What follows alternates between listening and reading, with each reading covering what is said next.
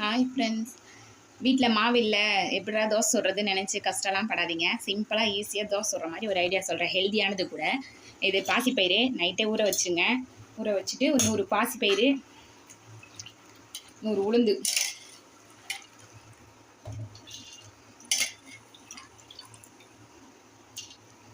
உளுந்து போட்டாச்சு ஃப்ரெண்ட்ஸ். கொஞ்சோண்டு உப்பு போட்டு இதை அரைச்சி எடுத்துக்கலாம்.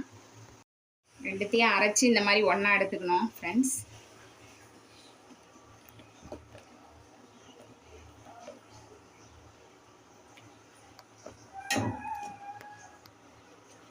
எடுத்துட்டு கொத்தமல்லியும் கொஞ்சம் வெங்காயமும் கட் பண்ணி வச்சுருக்கிறேன்.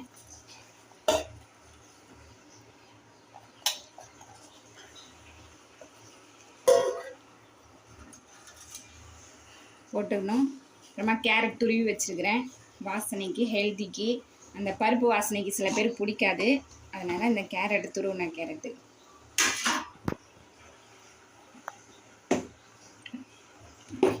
நல்லா கலந்து விட்டுட்டு, ஆல்ரெடி உப்பு கொஞ்சம் போட்டு அரைச்சிருக்கிறோம், அதனால் இப்போ பத்தாது, தேவையான அளவு உப்பு போட்டுக்கணும். இப்போ இப்படி அப்படியே புளிக்க வச்சுருங்க. புளிக்க வச்சுட்டு ஒரு 1/2 hour இல்லாட்டி 1 hour கழித்து எடுத்து ஊற்றுனீங்கன்னா நல்லா வரும். அப்படி சப்போஸ் இல்லை எனக்கு உடனே வேணும் அப்படின்னா புளிச்ச மாவு கொஞ்சோன்னு ஒரு 2 கரண்டி இருந்தால் கலந்துக்கோங்க. கலந்துட்டு இந்த மாவு பதத்துக்கு கொஞ்சம் தண்ணி ஊற்றி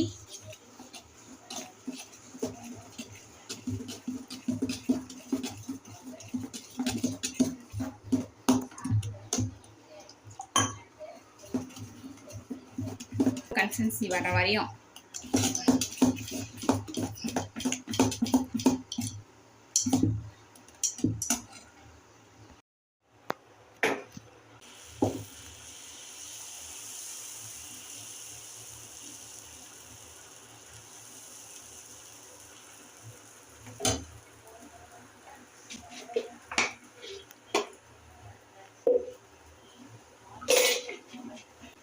முட்டை வேணாலும் உடச்சி ஊற்றிக்கோங்க ஃப்ரெண்ட்ஸ், ஹெல்தி தான்.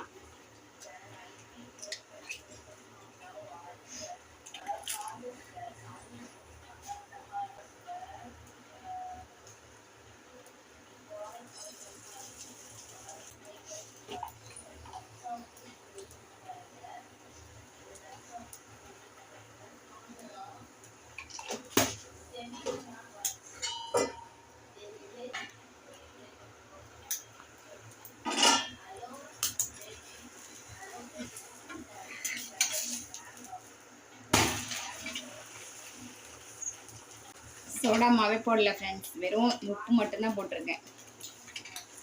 அதுக்கு தோசை எப்படி பாருங்க, மொறு மொறுப்பாக வருது. நல்லா